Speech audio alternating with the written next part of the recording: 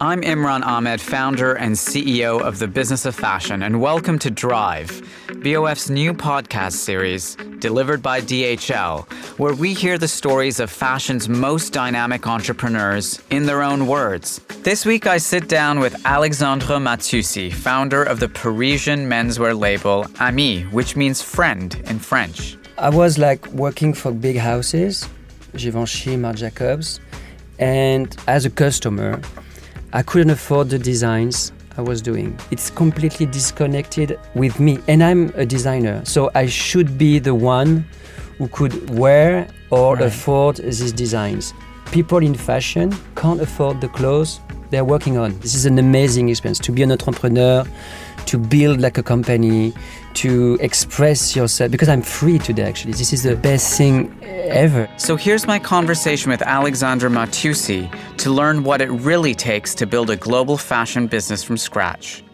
Well, good morning, Alexandre Mattiussi. Welcome to London. Bonjour, Imran. How are you? I'm very good, thank you. How was the train ride? Actually good, yes. It was raining in Paris all night long, and took the train very early this morning. So the Parisians, they always complain and they say that the weather in London is bad, but today it's clear here and it's raining in Paris. But actually, I think statistically it's raining more in Paris than in London. I think that's right. Yeah, for some reason, all the Parisians are always saying to me, "Oh, it's." But it drives us kind of crazy right now. Well, you use the word drive, and that's what our theme of our conversation is today. It's for this new series of conversations I'm having with global fashion entrepreneurs and what drives them. And I wanted to start today by talking to you a little bit about way before you started your business and a little bit about where you grew up. And so you were born in Gisors. Tell us about Gisors. Gisors is a very, very small city in Normandy, but kind of close of Paris, 75 kilometers from Paris.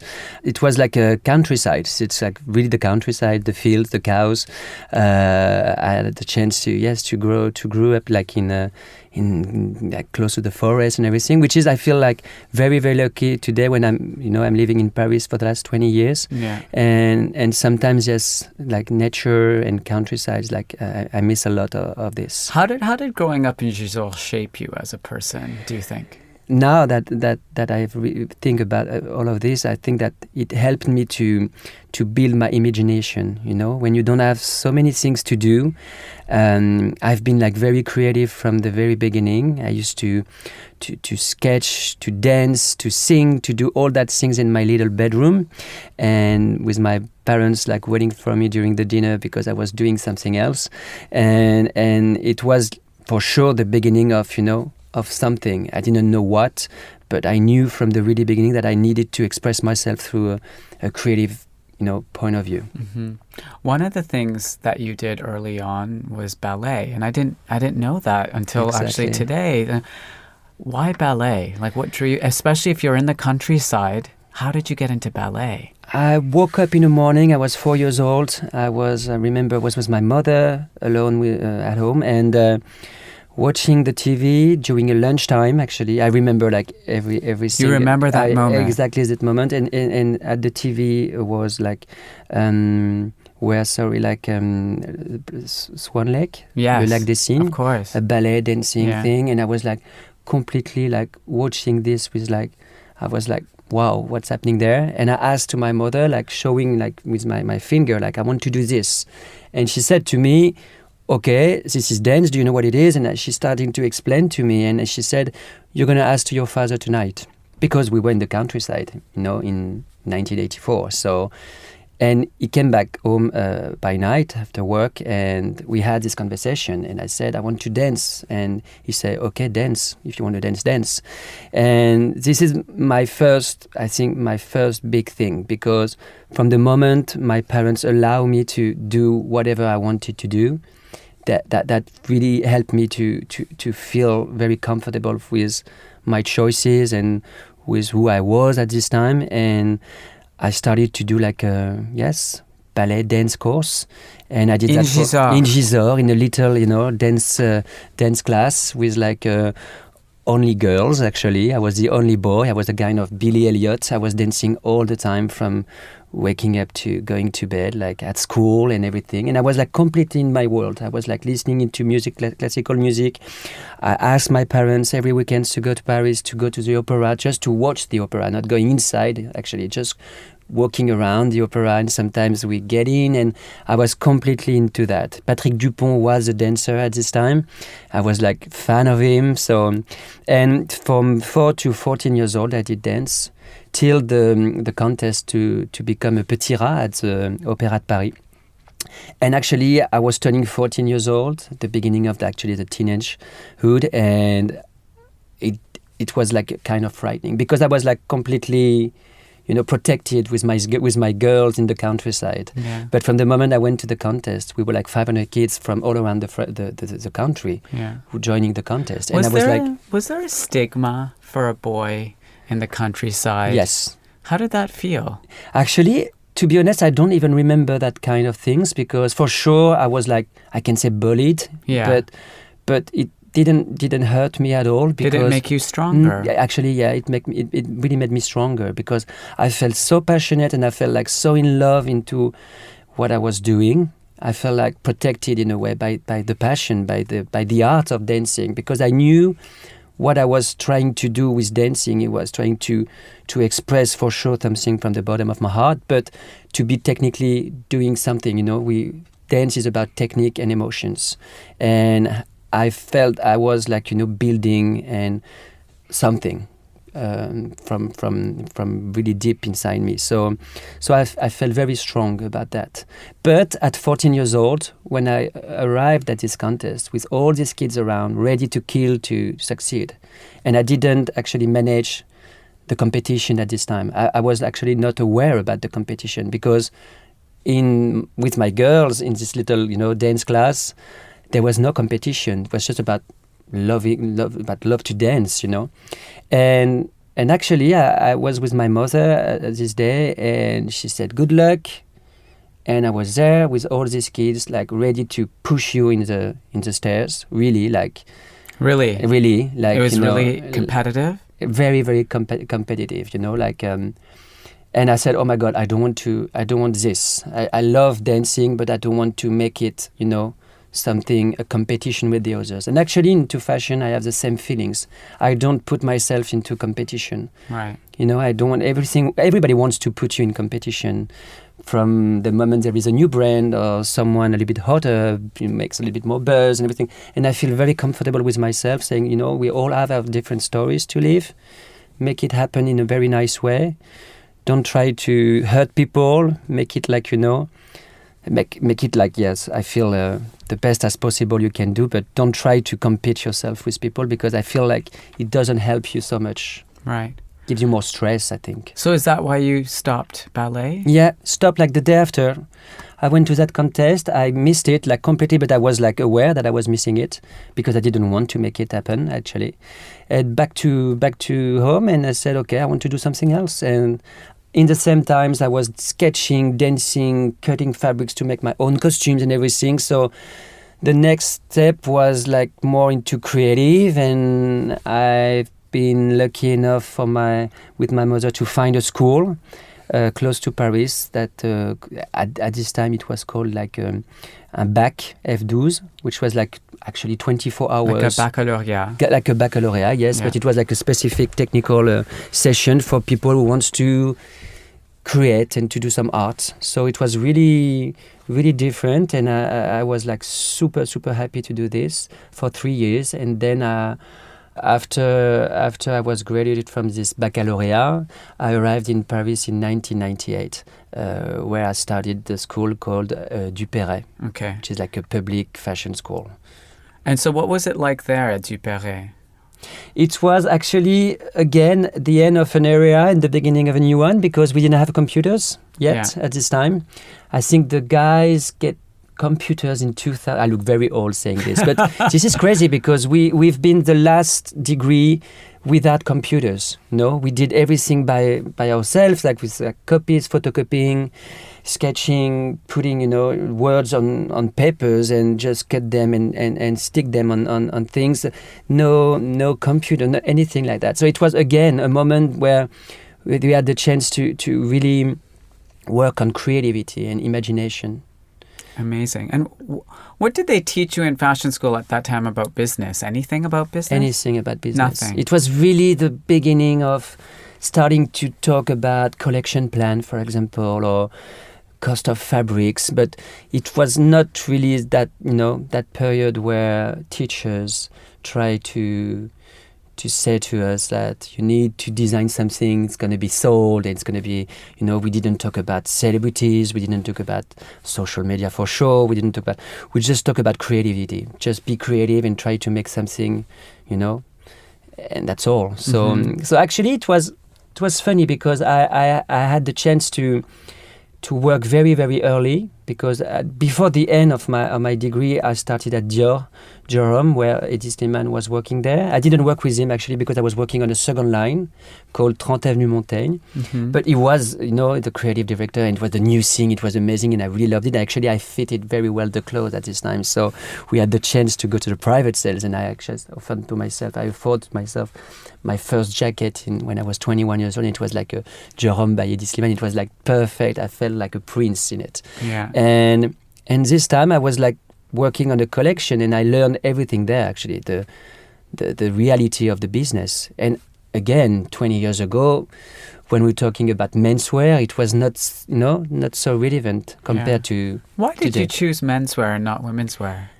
Instinct. I had my first internship was in 1998. It was at José Lévy, and then I did something at Cerruti. It was menswear, and then Dior was like again an opportunity. It was menswear. So I always been evolved. I always evolved in menswear business, and I'm happy with that. I'm very happy with that because it's a different field from women's wear. Mm-hmm. So when you were working at Dior, at some point you decided you wanted to do your own brand. Yeah. And you called it Ami. So tell me why you decided to start your brand and why did you call it Ami? So the first time it was 2002, just leaving from Dior, and I met someone there. He said to me, if you want to do something, I can help you. So he gave me a bit of money. I built a little company and I started to make t-shirts and shirts. And I called it Ami already there because this is my, the A from Alexander, the M from Mattiussi, and the last letter of my name. And actually, it has been a signature for a while. From when I was a kid, I saw that the three letters of my name, if I put them together, it makes Ami. And Ami means friend in French. Okay. And for me, it was the beginning of something. I didn't know really what could be that name later, but I felt it was already powerful enough to make it something I think relevant or different. I don't know how to say it. And I liked, again, maybe this is the thing that I always say because I'm kind of very humble. It felt very weird for me to put my name like Alexandre Mattiussi, Right. It's like, I think when you are a writer or something, when you are a singer, you can put your name. But again, I just felt like for me, I don't want to be the voice of it. Like I just want to do my designs and everything. Right. And actually when I started again in 2010, 2011, it was like for sure the same feeling. I felt like Ami needs to be the name of the brand, and I'm the designer of the brand and the founder and everything. But for me... So we're rushing ahead a bit though, because the first iteration of Ami, it didn't work in the end. You had to close it. Actually, no, I stopped it by myself. Because so why did you stop? Because I've been asked to come at Givenchy to work as a menswear designer. I was doing this for 2 years. I didn't gain money. I didn't lose money. I just tried. I was by myself. It was just going all by yourself. All by myself. No team. No team. All by myself. Going to Limoges in the center of France to do my shirts, and going to Troyes to do my t-shirts. And I have two little companies I was working with, factories. And And I had like stores in New York, I had store in Italy, I had like few accounts, but I was selling maybe 800 shirts per season, which was not bad at this time, but it was like not growing because I was not, ready for it, and I was not organized to make it happen and to make it grow. And so instead of trying to make it grow, you decided to go back. Someone actually called me and said, Oswald Boateng is coming to Paris to be the creative director of menswear at Givenchy. Yeah. And there was a casting. He organized a casting, which is crazy. So he really organized a casting. For his designers. For designers. So he asked, and actually the human resources asked everywhere in Paris designers who want to come to see if they can do the casting. I say casting, it's not a casting, but it was like a casting. Right. And the first day, I remember, we all arrived at Givenchy. We're like maybe 50 people. And Oswald was there, like a singer, like someone who's going to make a show. Yeah, he's like a rock star. He's like a rock star. Yeah. And he said, do you want to be part of my team? Like this, And we were like this, and we just tried to make a little portfolio or something for 1 week after. And it was like a kind of, we've been 50, then we've been 30, we've been 10, 5, and I was like maybe the less experienced of everyone. How old were you at this time? I was 24. No, 23. I was 23. And did Oswald ever tell you why he chose you from all those people? Yeah, because I saw him a few months ago. I was in Marrakesh on vacation with my mother for my birthday, and he was in the same hotel. By accident? By accident. And so what did he tell you? He said to me, you had the kind of energy, enthusiasm, and I felt like completely out of this world, I was very fresh, I don't know how to say, because I was inexperienced in a way. I was just like, I've been at this casting, not believing in I'm going to make it happen, Right. And we've been 3 and 2 and 1. The last day I remember I was there in the elevator, coming up, seeing him, last conversation, going back, taking my bus, and someone called me and said, can you come back? He wants to see you again. And I've been chosen, And chosen one. Like chosen one. So, and I started to work the day after. Oh wow! Yeah, the 13th February of 2004. And so, what was it like to work with Oswald? Because he comes from Savile Row, right? It was. I can say, because I actually told him. I think it was a strange position for him because anybody expected him to do this job. Givenchy was kind of, in a trouble at this time. Alexander McQueen left, Julian McDonald was leaving. It was, anything really happened at this time before Ricardo arrived, actually.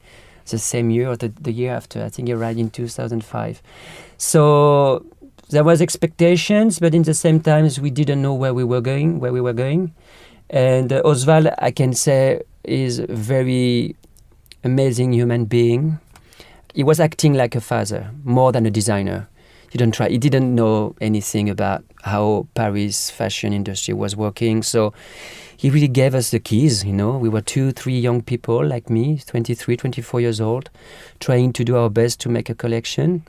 Even if we did well, we did it. And it didn't work actually so much. People didn't react so well into that kind of designs and everything. But the experience was amazing because he gave me that chance.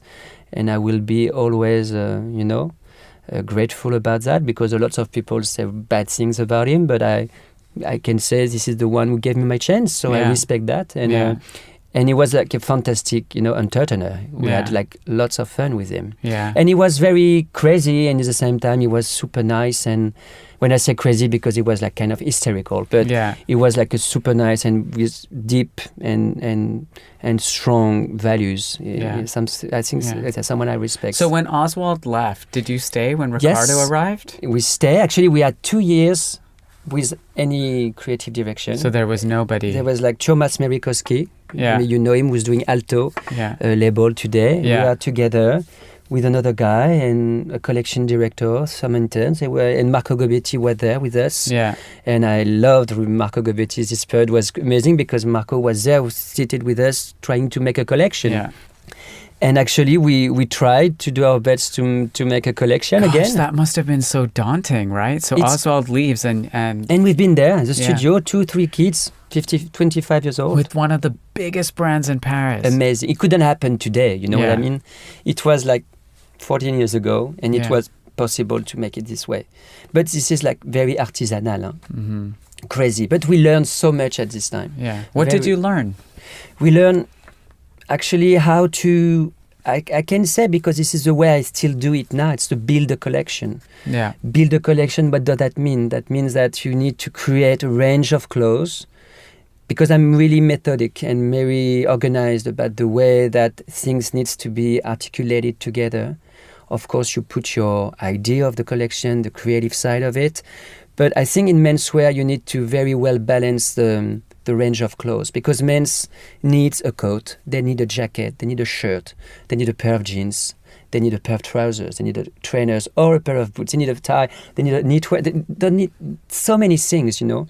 They have and it needs to be perfect, right? And it needs to be perfect. That idea of a classic. The idea of a classic. So we work on this. We work on price points, because pricing, it was really important at this time, even if we try to make it luxurious.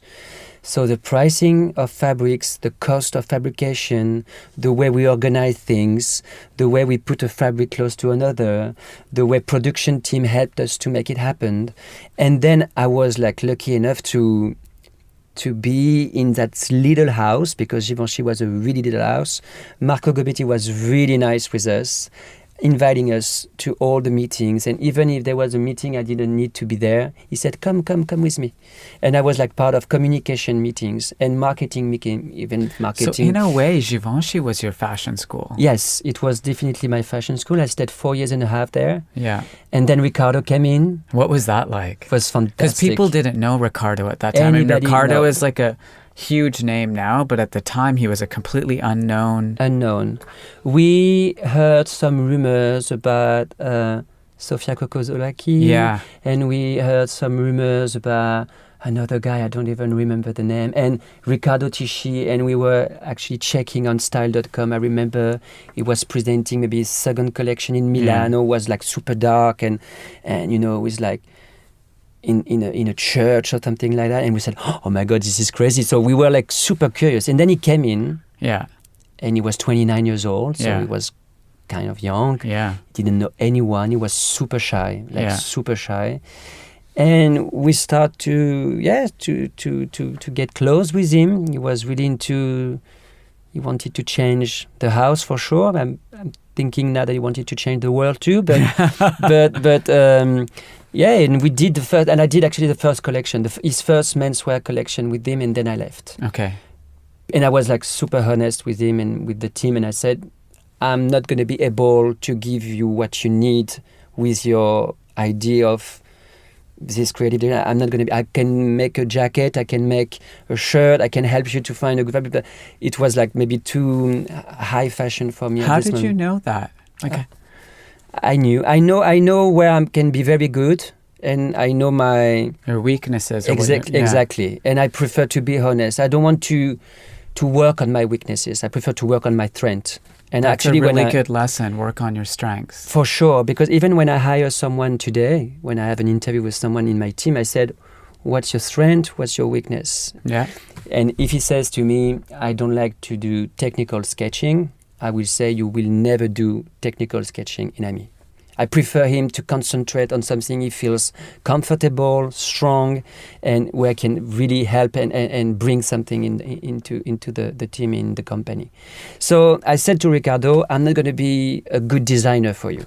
Yeah. There is lots of people who's going to be like really good on what you want and you expect from a designer.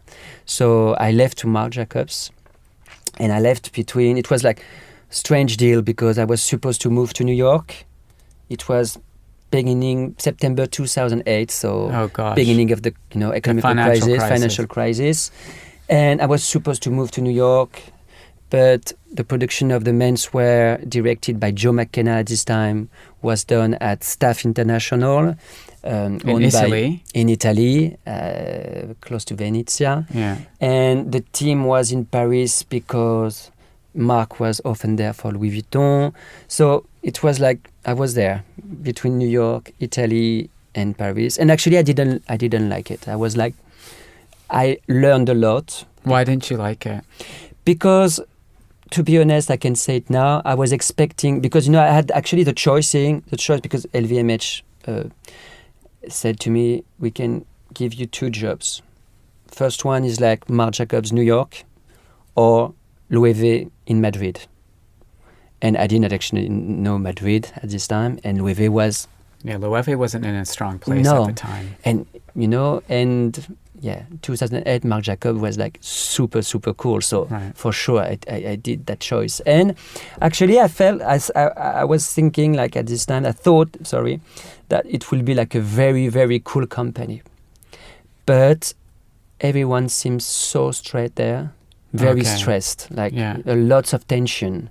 My Parisian team was fun, but the New York team was like kind of, you felt the pressure inside the house. And actually my first day in New York, and this is the funny thing because I arrived there, my first day in New York, after doing lots of interviews with Joe McKenna and lots of people from Marc Jacobs, I arrived in the elevator and I said, hello, like super happy to be here.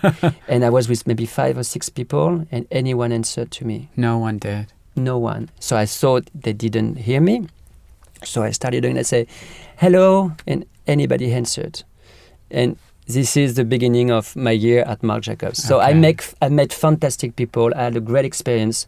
Working with Joe McKenna was amazing. Legend. Yeah, amazing. I worked with a guy called Carl Aberg, who used to be the creative director there for menswear.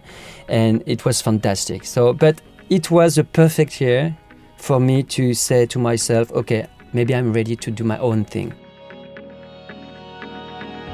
This podcast is delivered by DHL. As the logistics partner of many of fashion's biggest and most prestigious businesses, DHL is stitched into the fabric of the $2.4 trillion industry. Now present in more than 220 countries and territories, DHL has decades of expertise in logistics and is the world's leading partner for the fashion, jewelry and lifestyle industries, delivering over 1 billion parcels each year.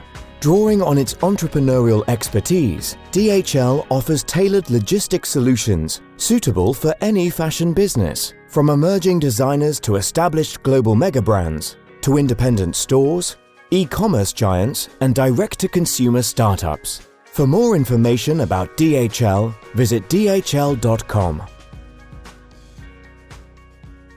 First of all, you called it Ami, again, as you mentioned earlier.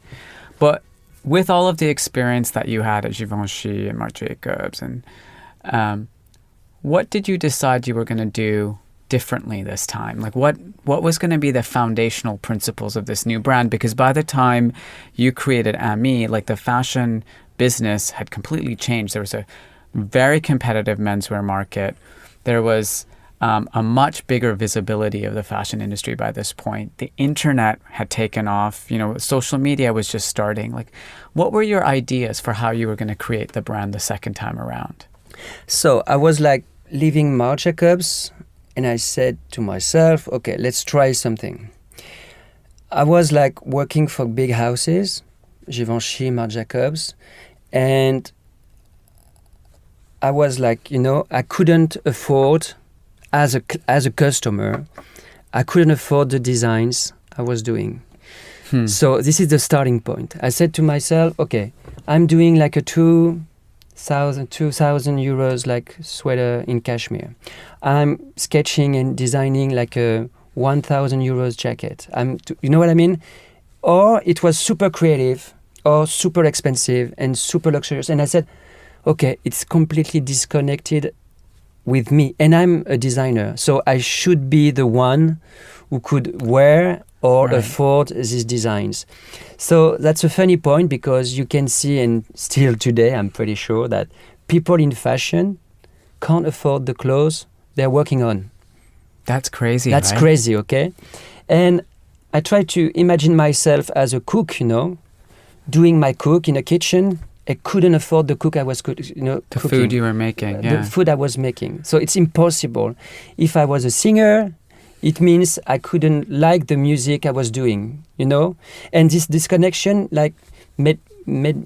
drove me kind of crazy, And all my friends and, the family around and everyone observed fashion always in this kind of way, saying, but who's going to wear that?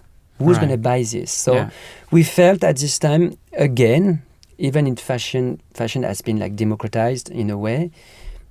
still disconnected about the main idea of it. And for me, fashion, first of all, is about dressing people.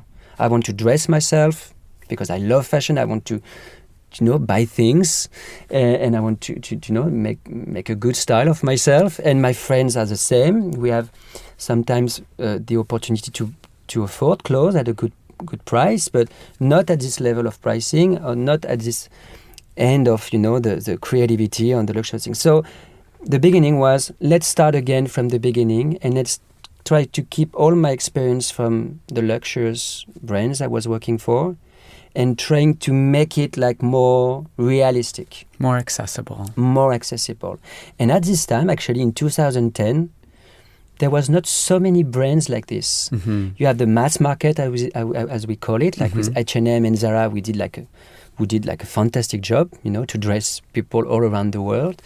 And there was still the designers, as we call still today. And in the middle, there was not that kind of, as we call it in France, all around the world, contemporary. Yeah. And the contemporary business really started in the US, but exactly. in Europe, there wasn't very much. No. In Europe, there was like nothing really, strong, or I don't know. And again, the story around Ami, it's all about that. Ami means friend again. So it's dressing myself and my friends.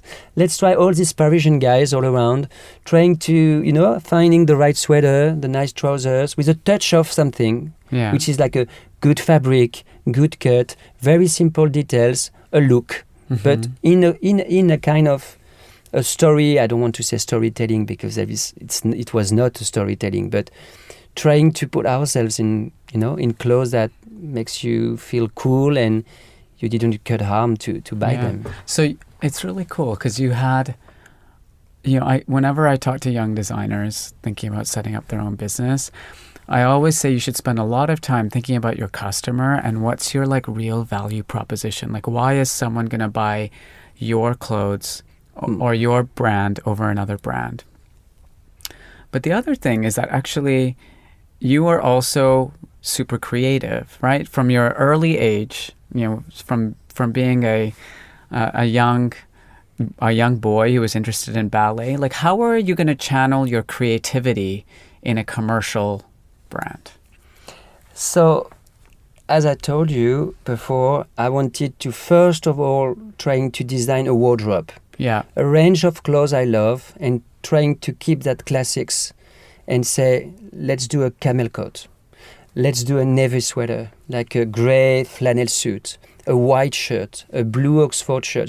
All these little things, which are not so different from what was over there around, but to united all these things together in one, universe, felt very new actually. Yeah. So the creativity comes from, for sure, my way to choose the fabrics and the colors and working on the proportions, which is for me the most important things.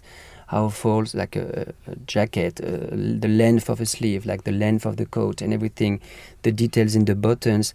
Not trying too hard too, because sometimes in menswear, you are tempted to add always something because you can feel like very anxious just to deliver like a 2-button camel coat. And I'm not frustrated about this. Some designers always want to bring something, bring like a zip, like a scratch, I feel okay if I just do like a beautiful 2-buttons camel coat. It's already like hard to do. And actually it didn't exist anywhere else. Yeah. You couldn't afford like a 600 euros kind of coat anywhere else. Right. So that's where I started to understand that there is maybe like a big opportunity, commercial wise. And in the same times, I just trying to tell my story, my story, my friends, connecting with people. And actually it really happens in the same times with the social media and Instagram and everything. So connecting people was the word of these times, and still today, I still have this connection with people. For sure, the community gets bigger and bigger every day. But as I always feel that I need to keep that original, crew. And actually, my friends haven't changed. I still have the same friends for the last 20 years. Actually, you can see in my Instagram, if you go back a few years ago, you can see friends growing up, kids arriving in the family, and vacation and all that stuff that just, I don't want to play the fashion designer.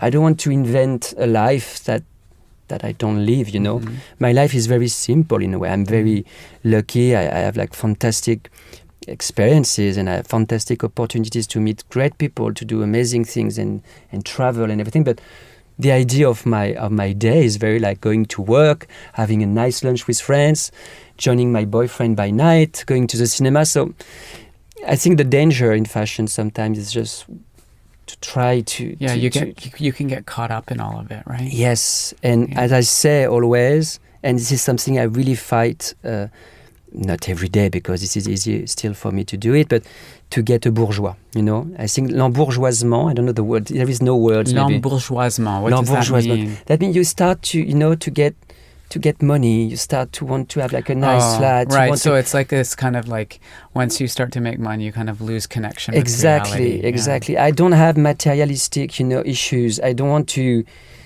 need to have like a big flat. I don't need to have like, amazing pictures on my walls. I don't need to buy. You're happy with the simple life. Exactly. And I can play with lots of things. I can be on a boat with friends, and the day after going for a camping weekend with other friends. Yeah. It's okay for me. I don't need to put my costume of fashion designer. People expect this sometimes, but it's okay for me to just work on collections, trying to make the most simple and authentic, and trying to tell the story through the shows, through the pictures we're doing, about like a community of people who stay who they are, Yeah. It's so interesting because it completely relates to this brand that you're talking about, which is like not outrageously expensive, which is like accessible to people. But I'm also curious from a production and manufacturing standpoint, like how did you find the way of creating products that were beautifully designed and high quality, but that were also affordable? Like how do you do that? Price point was the key of the success. Of course, this is a balance. There is an equation. I don't know if this word works in English, but it was a good product, good quality, like very good quality, but a good price. And the price point, I was at the really beginning of AMI, contacted factories in France, in Milan or in Italy, and it was like completely out of the world. Impossible. Yeah. Then I knew some factories from my Givenchy period, and I called them and I said, I'm going to build a brand and I need your help. Do you want to produce me? And everybody say yes. So this is the same factories of Givenchy, actually. In Italy? Or in France? In Portugal, in Europe. Okay. In Portugal, it's amazing. People, first of all, are super nice. Yeah. They are very professional. Yeah. The factories are great, and they know how to cut and to do clothes. And it's like 2 hours from Paris. Yeah. And it's very good price, Yeah. So, and I felt honest about producing my clothes in Europe. Okay, I would prefer to do it in France. But if I was doing in France, I became like a luxurious brand again. I became a designer. Yeah, and I couldn't say what I wanted to have a shirt at 135 euros. I wanted to have a pair of jeans at 155. I wanted to have a jacket at 380, 40, 420. You know what I mean? I was looking all the brands around, and I said, if I want to succeed, and I was like deeply convinced about that. And you know how it works, the market. The first people you meet is buyers. Yeah. Buyers come to the showroom, they look at the collection, and the first thing they ask is the price. So tell me about the first meeting with the buyers when you came up with this new proposition. Exactly. The contemporary market is not yet developed very much in Europe. How did you position the collection with buyers, and what was the reaction? First collection, January 2011, in a little bar in Paris. I invited guys just to stand up, close to the bar, having drinks. And actually it was funny because press came, because I was working with KCD, and they invite people, and people came and they asked, where are the models?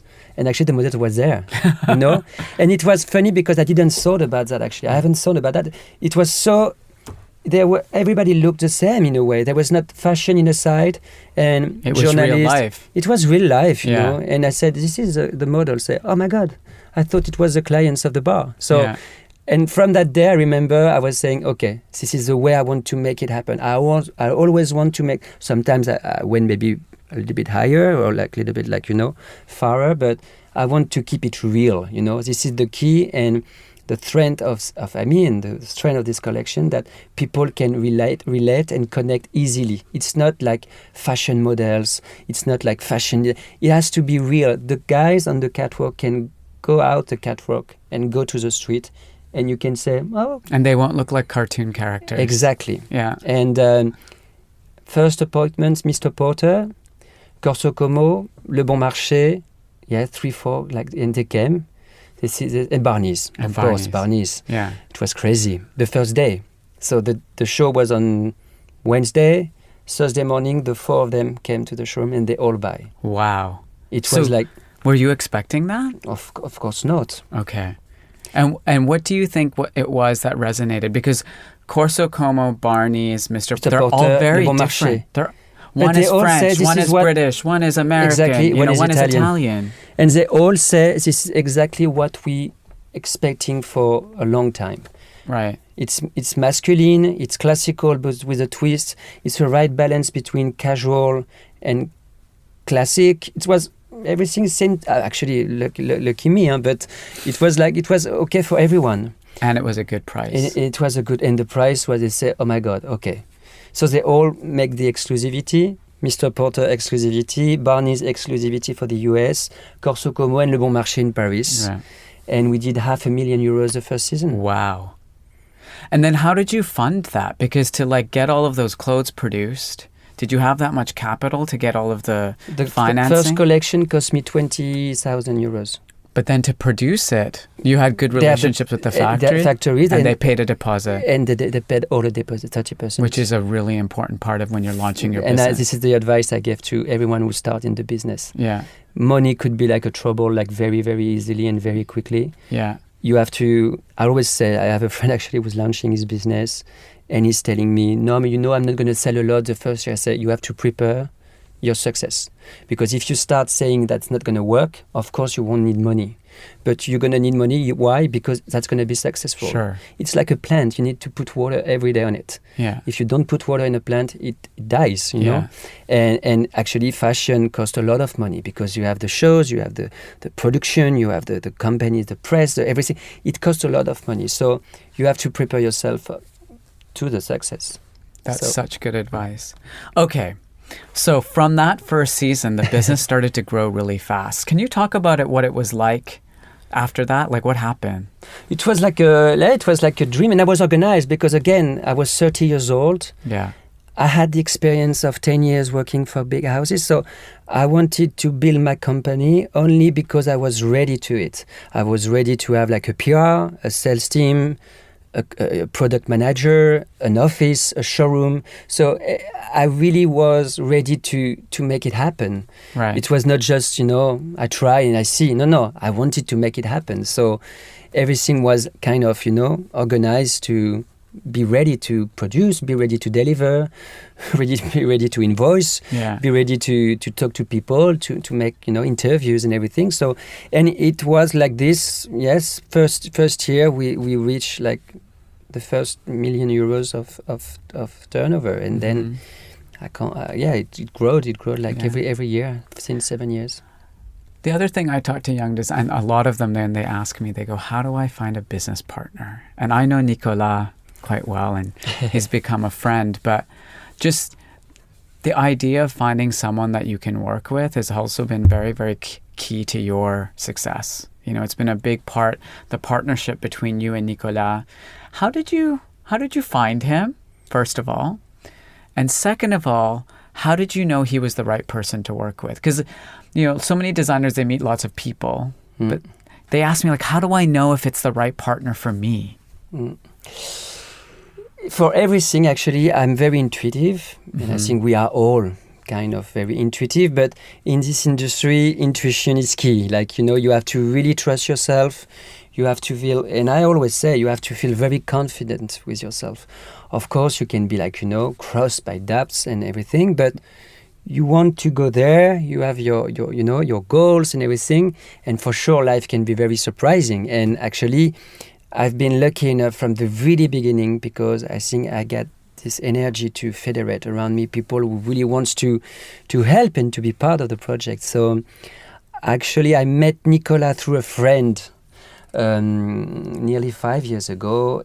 He was finishing his job at the Couples at this time. He was, because he's part of the team at the beginning of the Couples, and he was ending it, and he was trying to see what he could do.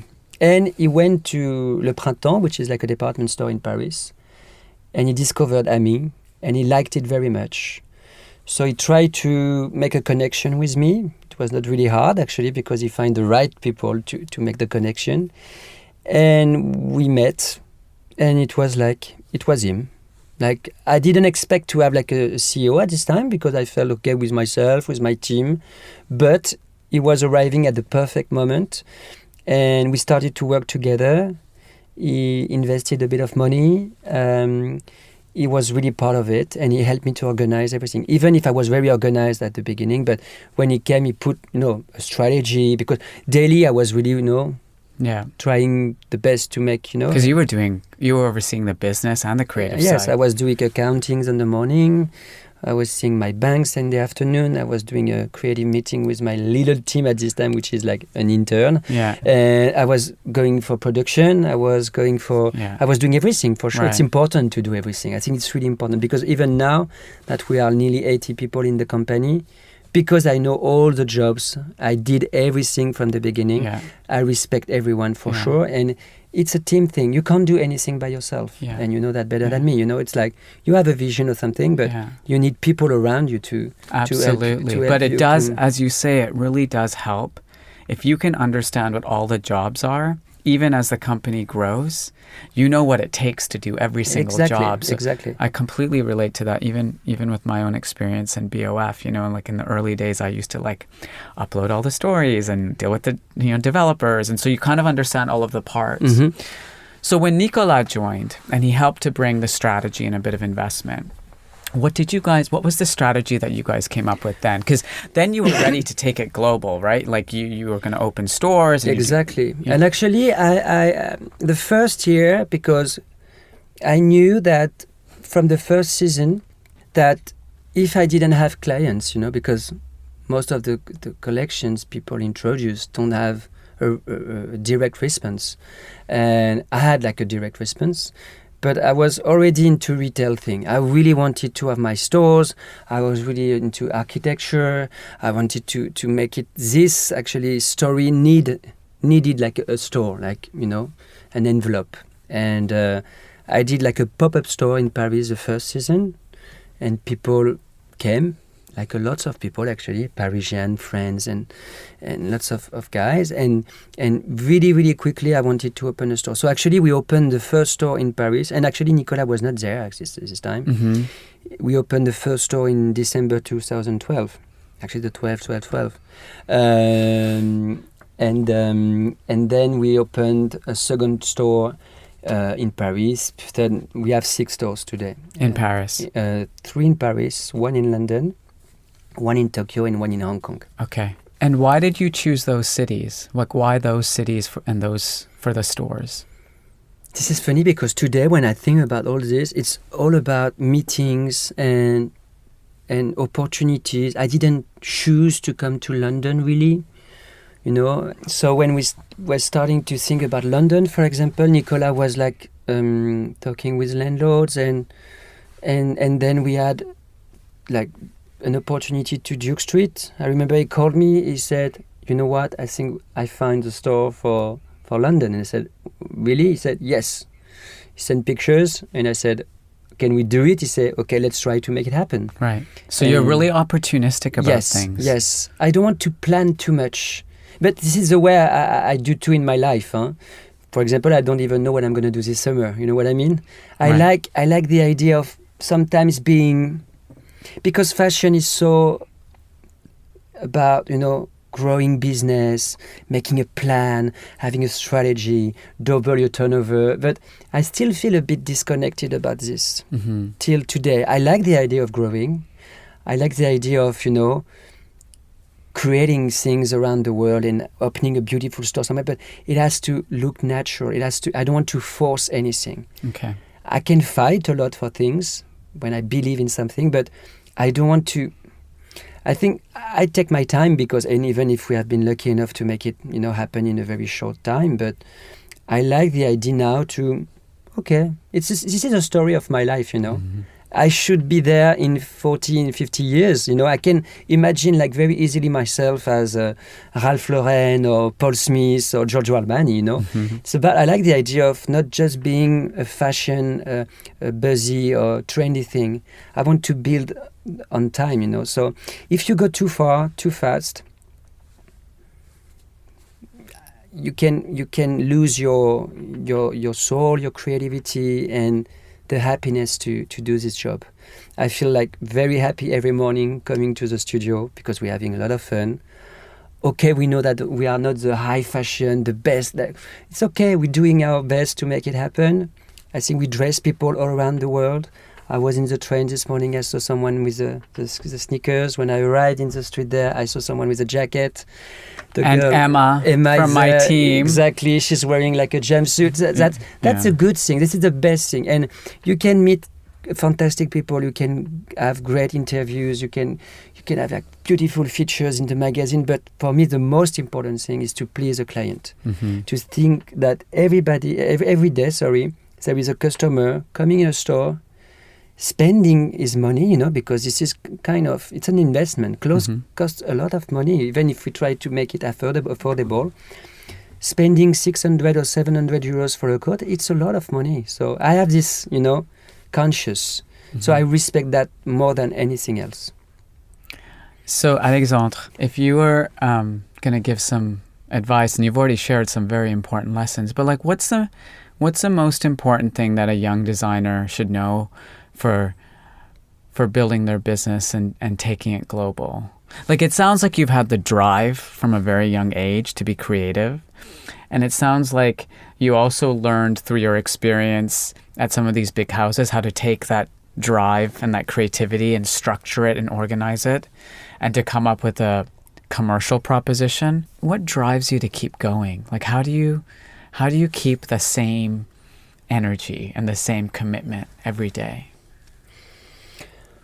First of all, I will say that I feel that I have a responsibility because I have a team, and even I feel very comfortable with it. And it doesn't put stress or pressure on my shoulders. I wake up every morning and I don't say, "Oh my God, I have 80 people to." It's really about we are a team. They all came to me to help me and to create things together. So I'm really grateful about that. I don't try to take it too seriously. I think this is a challenge because everybody wants you to make it very serious. But I'm very playful. I like to play. I'm very joyful. I'm very optimistic, and naturally, I love to laugh. I love to talk. I love to spend time with my teams and everyone to just enjoy, And I always said to them, actually, if this had to stop at a moment for a reason or another, because you never know, we have to feel very grateful that we had the chance to live this experience. This is an amazing experience, to be an entrepreneur, to build like a company, to express yourself, because I'm free today, actually. This is the best thing ever, I wake up in the morning and I can say it will be red or yellow, and we can be short or long, or we can say this is going to be this music for the show, and it's going to be this way in the store, and we can do this video, and it's like the way to just express very naturally and to keep it natural. What excites me again, and I hope for years now, is like just to see that the best is to come, So it sounds like, earlier we talked about how you're not a competitive person, but it sounds like you're competitive with yourself. Exactly. Yeah. I want to be a better person. I want to be nice. I want to be good with my family. I want to be here for my friends. I want to be a good lover. I want to take care of myself, because it's very important, you know. It's like, because from the moment you're good with you, you can be good with everyone else. You know what I mean? Yeah. Don't lose your objective. Never lose from where you are, because there is going to be like a lots of distraction around all the time. So keep your kind of, if you have a goal, you know. For me, the only goal, actually, I can tell you a little story. A few years ago, 10 years ago, I was doing an interview for Balenciaga to be a designer there, to join the team. And someone asked me, what's your goal in life? After like tons of interviews, maybe I did 5 or 6 interviews. And I said, like very like spontaneously, I said, I want to be happy. And they look at me, say, sorry? And I said, I want to be happiness. Like, this is my goal, like to wake up every morning and to say, cool, this is, I'm happy, you know. And someone answered to me, we are not here to be happy. And I said, okay, so this is not for me. Because if doing that job to design things in a beautiful house in Paris and all the blah, blah, blah around, if this doesn't give you happiness, why do it? You know? Well, I can't wait to see what happens next as well. Thank you very much. Thanks for taking the time to come to London and to chat with me. It's been really nice to hear your story. And there's certainly a certain very special drive within you. I think that's a big part of your success, is just knowing what you're driving for, knowing what that goal is. So stick to it. For sure. All right. I will. Thank you very much. Thank you, Alex. See you soon. Bye. Thank you for listening to Drive, delivered by DHL, where we hear stories of entrepreneurship. If you've enjoyed this episode, don't forget to subscribe to hear more episodes, and give us a rating and email us at podcast@businessofashion.com with any questions or guest suggestions. To learn more about BOF, click on the description notes in this episode. If you've enjoyed this conversation, you might also be interested in BOF Professional, our global membership community, which keeps you up to date with everything you need to know about the global fashion industry. For a limited time only, we are offering our BOF podcast listeners an exclusive 25% discount on an annual BOF Professional membership. So to get 25% off your first year of a BOF Professional membership, click on the link in the episode notes, select the annual package, and enter the special discount code PODCAST2018 at checkout.